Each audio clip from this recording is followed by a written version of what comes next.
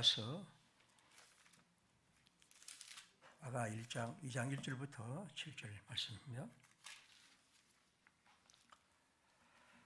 나는 샤론에 스슨하여 골짜기에 백합화로다.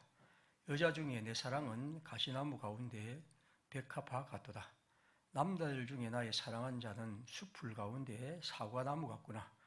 내가 그 그늘에 앉아서 심히 기뻐하였고 열매는 내 입술에 달았도다. 그가 나를 인도하여 잔치집에 들어갔으니 그 사랑은 내 위에 깃발이로구나. 너희는 건포도로 내 힘을 돕고 사과로 나를 시원하게 하라. 내가 사랑함으로 병이 생겼음이라. 그가 왼팔로 내 머리에 고이고 오른팔로 나를 안는구나. 예루살렘 딸들아, 내가 노루와 들사슴을 두고 너희에게 부탁한다. 내 사랑이 원하기 전에는 흔들지 말고 깨우지 말지니라. 아멘. 이런 성경입니다. 아가서. 아가란 말은 한자말이죠. 이제 이 성경을 솔로몬의 노래라고 이렇게 표제를 단 그런 성경도 있고, 실은 노래 중에 노래라고 그렇게 표제를 달기도 합니다. 저는 솔로몬의 노래보다도 노래 중에 노래라는 이 표제가 더 좋습니다. 그러니까 아가란 말은 말 그대로 노래인데 이 노래 중에서도 아주 아름다운 노래가 바로 이 아가라는 것이죠. 근데 여러분이 아가서를 읽어보시면 알겠지만 노래 중에 노래인데 그 노래의 내용이 남자와 여자의 사랑 얘기입니다. 우리가 춘향전 비슷하게 서로 사랑하는 얘기를 적었습니다. 그래서 성경이 어떻게 하나님하고 사람하고 사랑하는 게 아니고 사람이 그것도 남자와 여자가 연애 거는 것 같은 이런 얘기들이 왜 이렇게 적혀 있을까? 그래서 이건 하나님의 말씀이라고 말하기에는 뭔가 좀 부담스럽고, 그래서 이 문제에 대해서 신학자들은 많이 노력을 했습니다. 그러다 보니까 이 성경을 해석하는 방법은 크게 세 가지가 대부분 있습니다. 그러면 유대인들은 어떻게 해야겠냐면 여기서 남자와 여자의 얘기는 하나님과 이스라엘 백성들의 사랑 얘기로 이 성경을 풀어가는 거죠. 남자는 하나님이고 여자는 이스라엘이다, 이렇게 풀어가는 겁니다. 또 이제 기독교인들 가운데는 아마 대신교인들이 대부분이 그리스도와 교회의 관계를 본 거죠. 남자는 그리스도, 여자는 교회, 이런 식으로 해서 그리스도와 교회의 사랑의 얘기로 이 연결을 풀어갑니다. 그리고 또 하나의 해석 방법이 뭐냐면 이건 결혼식의 노래다.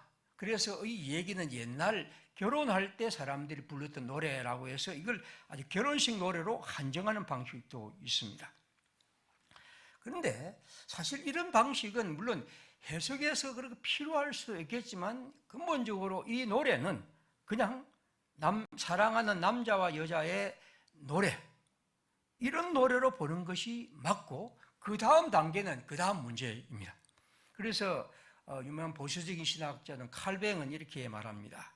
아가서는 그가 올 때는 이걸 솔로몬이 지었다고 생각하는데, 저는 그렇게만 생각하지는 않습니다만은 솔로몬이 스스럼 없이 인간적인 사랑을 노래하고 있다. 따라서 그 사랑은 찬양받아야 하고 또 그 사랑은 귀한 것이다, 그렇게 얘기를 하면서 그 역시도 이건 남자와 여자의 사랑 얘기로 풀어가고 있습니다. 아무튼 아가서는 남자와 여자의 사랑 얘기입니다. 거기에는 남자가 하는 말이 있고, 거기에 또 여자가 하는 말이 있고, 그리고 옆에 있는 회중들이 함께 노래하는 그런 노래들이 어울려져 있습니다. 우리 성경이 이 아가서의 가장 아쉬운 부분은 어떤 것이 남자 말인지 어떤 것이 여자 말인지가 없습니다. 표가 없으니까 이게 남자가 한 말인지 여자가 하는 말인지를 도대체 구분하기가 힘들지만, 실제로 이제 많은 성경을 보면 이건 남자가 하는 말, 여자가 하는 말이 구분하고 있고, 그래서 여자가 이렇게 말하니까 남자가 이렇게 말하고, 이렇게 해서 같이 이어지는 그런 사랑의 얘기를 볼 수 있습니다. 어쨌든 여러분, 구약 성경의 아가서를 이 세상의 사람들이 사랑하는 사랑의 노래로 읽어야 합니다. 보네포는 말합니다. 그것이야말로 최고로 기독교적인 해석이라, 그는 그렇게 말하죠. 왜냐하면 인간의 사랑이란 것은 하나님이 보시기에 귀한 것이고 아름다운 것이고, 그러므로 우리는 그 자체를 축복하고 사랑해야 한다는 것입니다. 인간의 사랑, 조금 더 해석한다면 저는 그리스도인들의 사랑, 하나님의 사람들의 사랑으로 해석하는 것이 이 얘기를 보는 제 마음입니다. 저는 오늘 그런 의미에서 졸업 예배를 막 한 여기에서 우리가 하나님의 사람들로서 주의 교회 공동체가 이러한 사랑의 관계로 이어져야 한다는 의미에서 이 말씀을 드립니다. 먼저 오늘 읽은 본문만 보겠습니다. 여기 보면 남자와 여자가 서로 사랑의 대화를 나누고 있는데, 제가 이 세 번역 틀로 한번 해서 1절부터 7절을 한번 읽어드릴 테니까 한번 보시기 바랍니다. 1절입니다. 여자가 말합니다. 1절은 여자 말입니다. 나는 샤론의 수선화 골짜기에 핀 나리꽃이라오. 남자가 2절에 말합니다. 2절부터 3절입니다. 가시덤불 속에 핀 나리꽃, 아가씨들 가운데서도 나의 사랑 그대가 바로 그랬소. 숲속 잡복 사이에 사과나무 한 그루, 남자들 가운데서도 나의 사랑이 이미 바로 그렇다고. 그 그늘 아래에서 달콤한 그 열매를 맛보았어요. 말합니다. 임은 나를 잔치집으로 잔치집으로 갔어요. 임의 사랑이 내 위에 깃발처럼 펄럭이에요. 금포도 사과를 과자를 주세요. 힘을 좀 내게요. 사과 좀 주세요. 기운 좀 차리게요. 사랑하다가 나는 그만 병들었다고. 임께서 왼팔로는 내 머리를 고이시고 오른팔로는 나를 안아주시네. 예루살렘의 아가씨들아, 노루와 들사슴을 두고서 부탁한다. 우리가 마음껏 사랑하기까지는 흔들지도 말고 깨우지도 말아다오. 우스운 얘기입니다만은 교회를 안 다니는 사람들 중에서 혹은 또 조금 약간 다니는 사람 중에서도 이런 구절을 가지고 서로 연애 편지를 썼다는 그런 얘기도 있습니다. 여러분이 보시면 굉장히 멋진 언어들이 많이 있으니까 혹시 한번 사용하고 싶은 분은 사용하셔도 하나님이 그렇게 나무라지 않을 테니까 한번 써보시면 좋겠습니다. 아주 멋진 얘기들이 있습니다. 어쨌든 이 성경에서 우리가 볼 수 있는 것은 여자와 남자의 사랑의 얘기입니다. 1절 다시 보겠습니다. 나는 샤론의 수선화 골짜기에 핀 나리꽃. 그러니까 여자는 지금 자신의 아름다움을 사랑하는 남자 앞에서 그렇게 노래합니다. 나는 많은 골짜기인데 그 골짜기에 핀 백합과 같은 그런 아름다움이라고 자기를 말하죠. 그러자 남자가 말합니다. 가시덤불 속에 나리꽃, 아가씨들 가운데 나는 나의 사랑 그대가 바로 그래서. 보통 우리가 서로 사랑하면 이제 콩깍지가 이어서 아무리 뭐라 해도 그냥 가장 아름답게 보이는 거죠. 그러니까 이 사람은 여자를 보면서 가시덤불 속에 피어난 백합화라고 했습니다. 이걸 달리 말하면 다른 여자들은 다 가시덤불이고 저 여자만 백합화처럼 아름답다. 그런 얘기입니다. 근데 이건 이제 외모로 따지면 제가 이 아가씨를 읽어보면 그런지 아는 것 같아요. 1장 5절에 보면 이 여자는 피부가 거무튀튀하고 그렇게 해서 그런 뭐 일반적 아름다움은 아닌 듯 합니다. 자, 그러자 이제 3절부터 여자가 말합니다. 이 3절부터 이어지는 여자의 말을 한번 보겠습니다. 여자가 말하죠. 숲속 잡목 사이에 사과나무 한 그루, 남자들 가운데서도 나의 사랑 이미 바로 그렇다고. 그 그늘 아래에서 달콤한 열매를 맛보세요. 그가 앞에 남자가 자기를 가시덤불 속에 백합화로 하니까 여자도 말합니다. 숲속 잡목 속에 당신은 우뚝 선 사과나무와 같소. 그렇게 이제 노래하는 거죠. 그러니까 다른 모든 남자들은 다 잡목처럼 보이는 겁니다. 그렇게 해서 이제 서로의 사랑의 얘기를 하고 있습니다.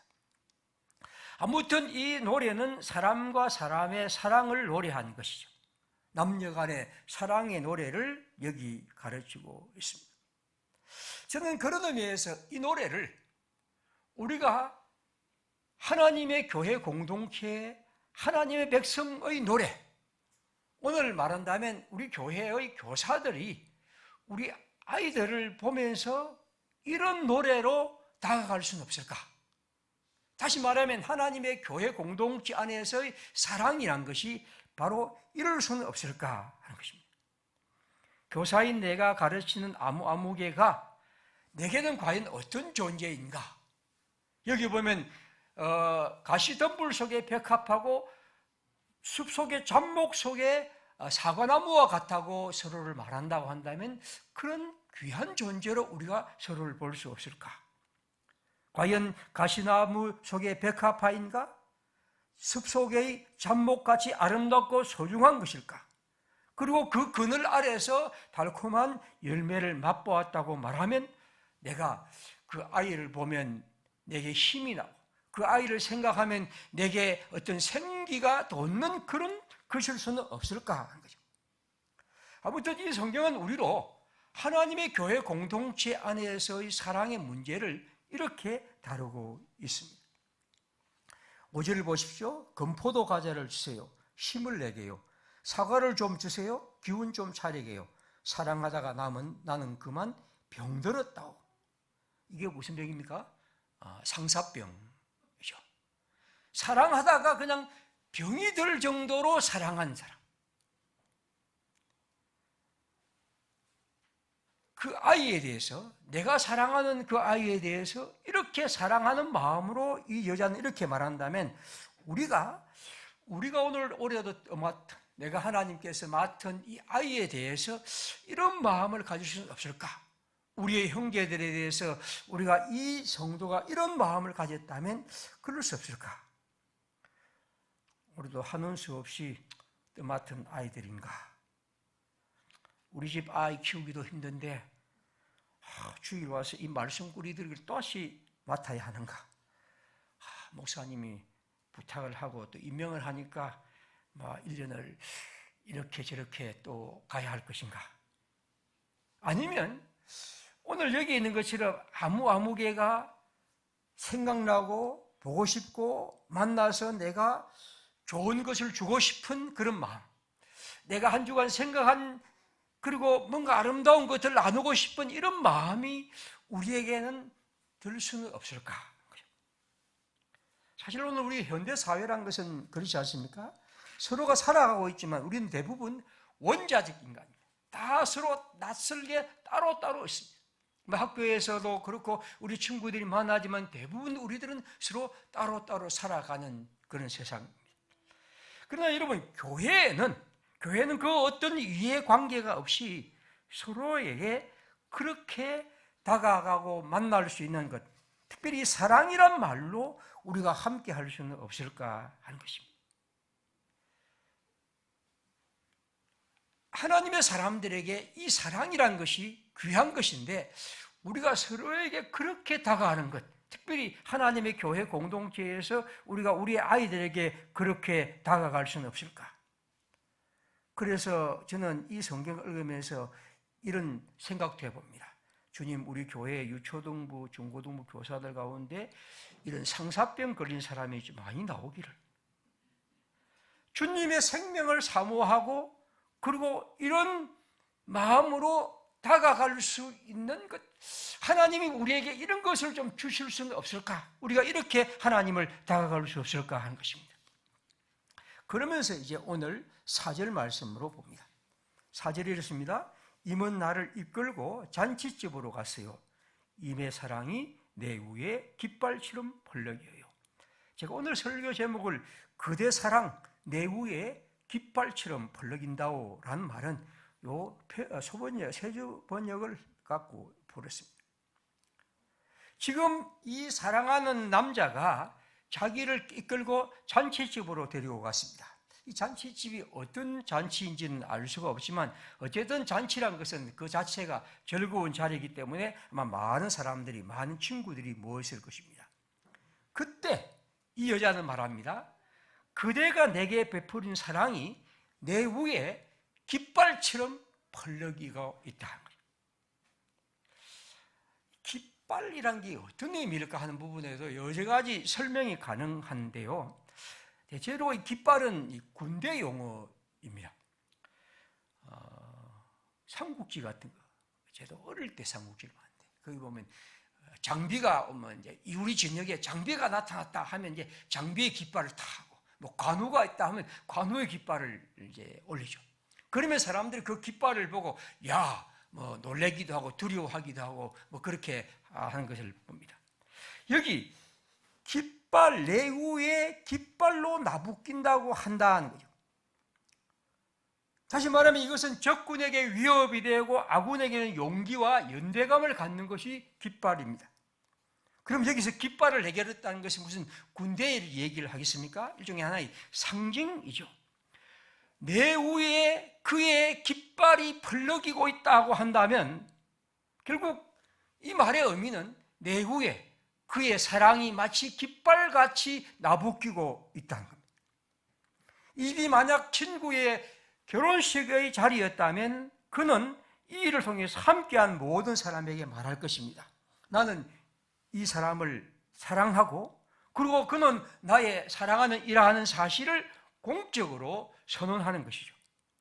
두려움 없이 당당하게 나는 그를 사랑하고 그대의 사랑은 내 깃발 위에 펄럭인다고 이 여자는 말합니다. 오늘 우리가 이 성경을 통해서 본다면 우리가 하나님의 사람으로 서로에게 다가가는 방식을 이 성경은 우리에게 하나님의 백성의 서로의 사랑이 그러한 깃발로 서로에게 펄럭일 수 있는 것, 이것이 이 성경이 우리에게 하는 말씀입니다.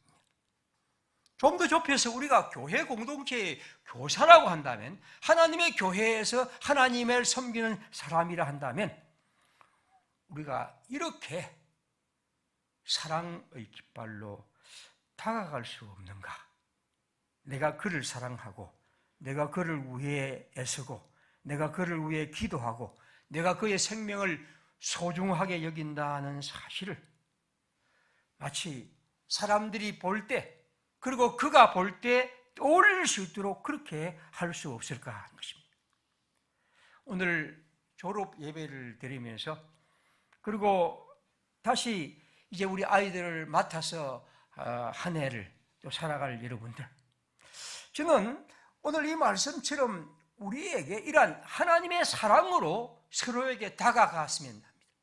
우리가 여러 가지로 이 일에 참여하고 생각해야 되겠지만 다시 한번 우리는 이 성경을 통해서 우리에게 이러한 하나님의 사랑으로 다가가는 것, 이것이 우리가 해야 할 것이지 않을까 하는 것이죠. 우리는 1년, 2년 혹은 몇 년 동안 똑같은 일들을 맡을 수도 있고 또 그냥 아이들을 그렇게 건대게 만날 수가 있을 것입니다. 하지만 이 성경은 우리로 하여금 여기 그대의 사랑이 내 위에 깃발처럼 펄럭인다는 것은 그를 생각할 때마다 눈물이 때론 나고 어찌하든지 그 아이를 생각할 때마다 하나님의 생명에 대한 어떤 열정이 우리 마음에 솟아날 수 있는 것, 이것이 이 성경을 읽는 우리들의 마음이어야 하실까 하는 것입니다. 사도 바울은 그렇게 말하지 않습니까?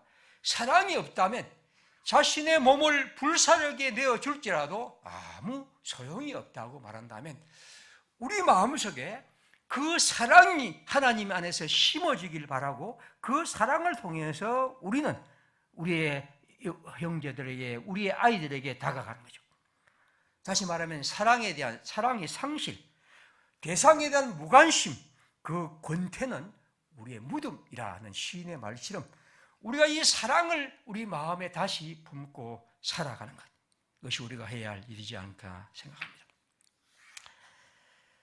오 헨리란 그 미국의 사람, 이 사람은 단편을 좀 찍었죠. 이분이 지은 단편 중에 봄날에 생긴 일이라는 단편이 하나 있습니다.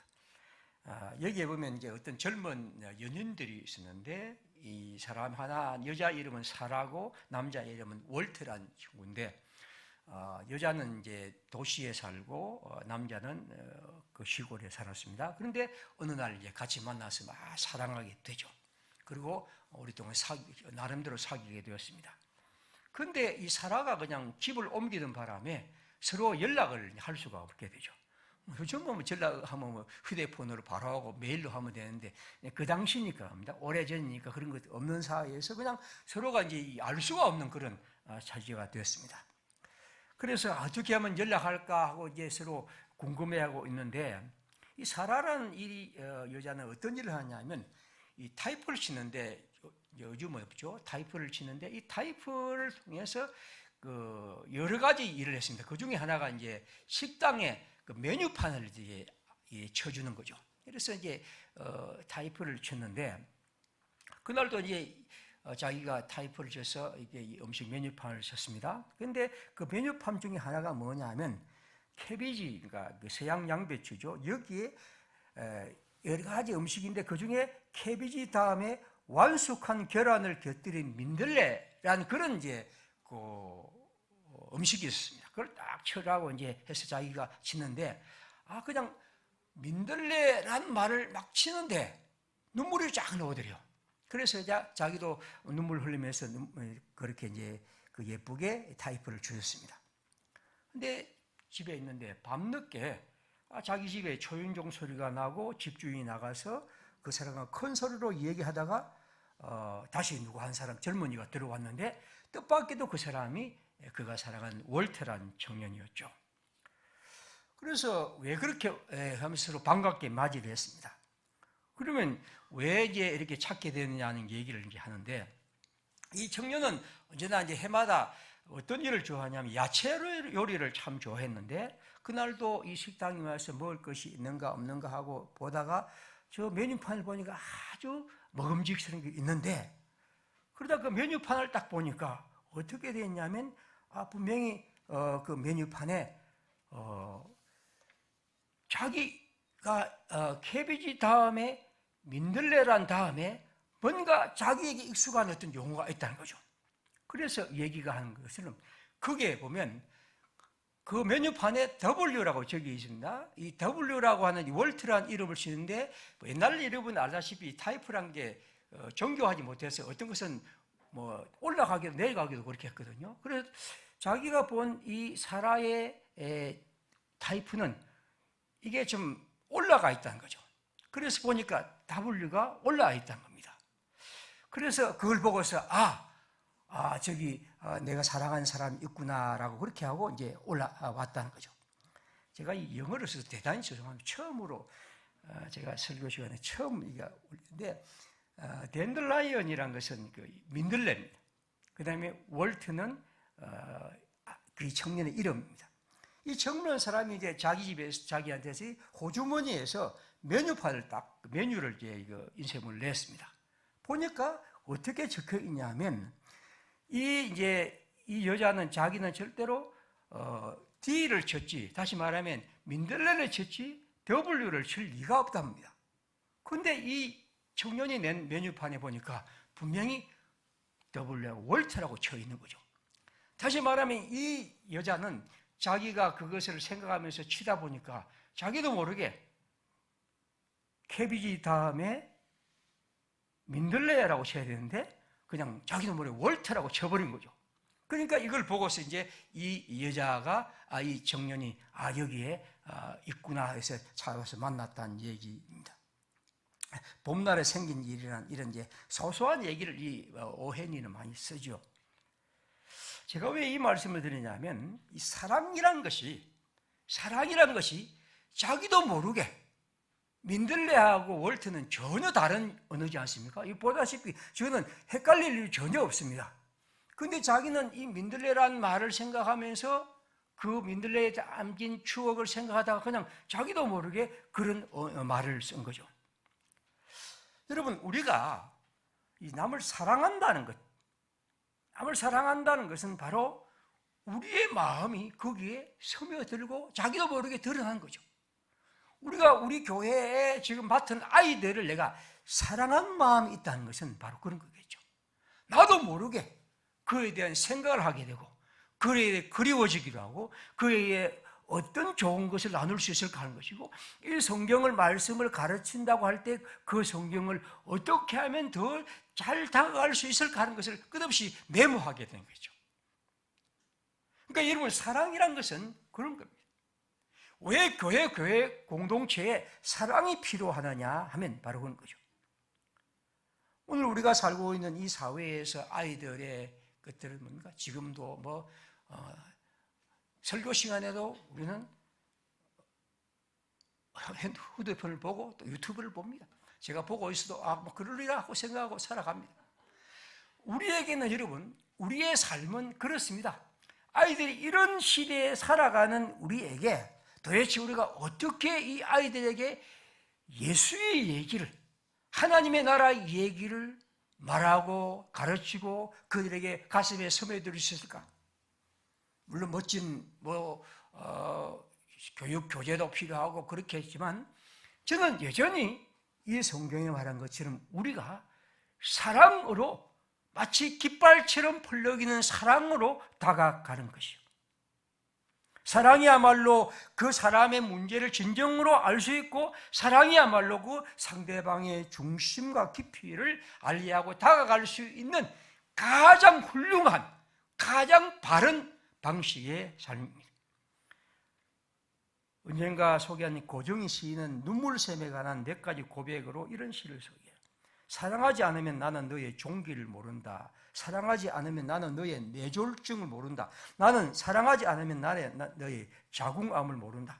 사랑하지 않으면 나는 너의 바람 부는 광장을 모른다. 사랑하지 않으면 나는 너의 어두운 골짜기를 모른다. 사랑하지 않으면 나는 너의 서러운 강기석을 모른다. 사랑하지 않으면 나는 너의 눈물샘을 모른다. 이번 사랑이란 것이야말로 그런 것에 다가갈 수 있는 중요한 길이죠.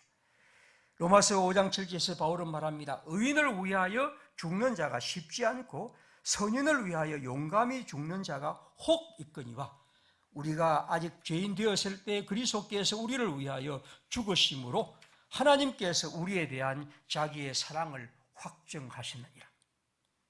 우리가 여러분, 말 잘 듣는 아이들에게 다가가는 건 쉽습니다. 공부 잘하고 똑똑한 아이들에게 우리가 이런 일 저런 일 하는 것은 아무 어려움이 없습니다. 하지만 그래서 그것은 쉽고 용감히 할 수 있지만 죄인된 우리를 위해서, 그리스도는 우리를 살리기 위해서 당신의 사랑을 그렇게 죽음으로 확증했다면 오늘 우리가 우리의 아이들에게 다가갈 수 있는 것은 결국 사랑일 수밖에 없겠죠. 이것은 지난한 길이겠지만 그것이야말로 우리가 하나님의 뜻을 이룰 수 있는 것입니다. 오늘 주보에 소개한 김광림이라는 시인의 사랑이라는 시죠. 갈리에서 인 바람은 나무 잎새 하나 떨구지 않았지만 지금도 이 성의 새벽은 무너지고 있다. 비 한 방울 거느리지 않고 2000년의 마른 가슴을 적셔주고 있다. 골고다에서 진 바람은 아무런 기적도 나타내지 않았지만 진실은 찢기고 발에 누더기임을 피 흘려 쓰러지며 무력해서 강한 것임을 일러주었다. 남에게 마냥 베풀 수는 있어도 자신에겐 끝내 베풀지 못한 사랑은 바보스러운 힘, 그토록 무량한 것은 이 세상에 따로 또 없었다. 바울은 그래서 말합니다. 그리스도의 사랑이 우리를 강권하시는도다. 고린도후서 5장 14절에 그렇게 말하죠. 우리는 그리스도의 떠미는 사랑의 충동을 통해서 이 일에 참여하고 그렇게 걸어갑니다. 사랑만이 그 생명들을 하나님의 생명으로 다시 태어나게 하는 길임을 우리는 기억합니다.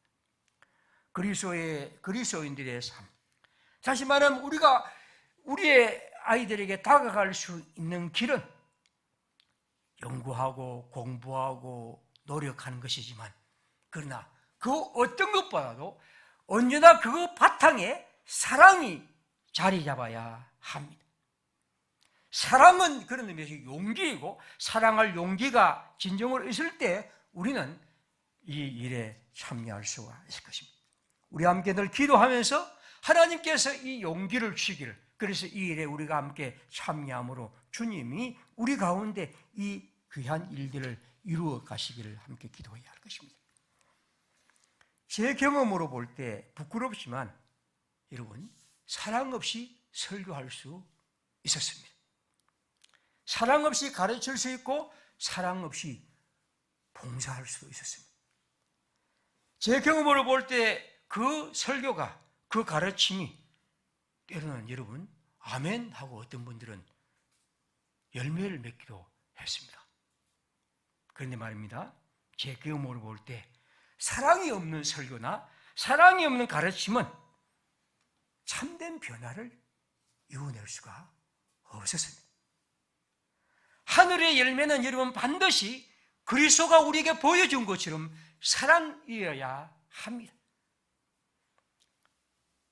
사랑이란 그런 의미에서 우리가 하나님의 백성들에게 다가갈 수 있는 길입니다.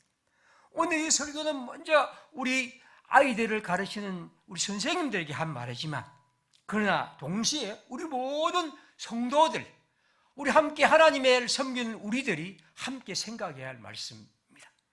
어찌하든지 사랑으로 다가가려 힘쓰고, 그 사랑이 우리 가운데 역사할 때 우리는 이 작은 우리의 다가가는 사랑이 하나님 안에서 열매를 맺을 수 있을 것입니다.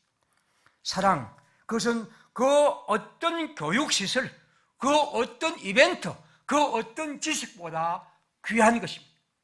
그 사랑이야말로 하나님의 교회를, 우리들의 교육을 진정한 열매 맺게 하는 가장 소중한 일입니다. 사랑을 통해서 우리는 우리 자신이 소중한 존재임을 알게 될 것이고, 그를 통해 우리는 하나님의 사람으로 새롭게 될 것입니다. 바울은 우리를 그리스도의 편지라고 했는데, 우리 모두 이 땅에서 하나님의 사랑이 깃든 편지, 오늘 여기 아가서가 말한 것처럼 그대의 사랑이 깃발처럼 서로의 머리 위에 펄럭이는 것, 그를 통해 하나님의 역사가 이루어지는 아름다운 공동체, 특별히 우리 교회의 교육이기를 함께 바랍니다. 함께 기도하겠습니다. 우리 이 시간 함께 기도하면서 특별히 교육을 위해 힘쓸 우리 교사들을 위해서 한번 기도해 주시길 바라고, 우리 모두가 그런 일에 참여하고 우리 아이들을 우리가 진정으로 참되게 가르치는, 그리고 우리 모든 성도들이 진정 하나님의 사랑 안에서 이런 역사를 이루어갈 수 있도록 은총을 베푸십시오. 우리 기도하겠습니다.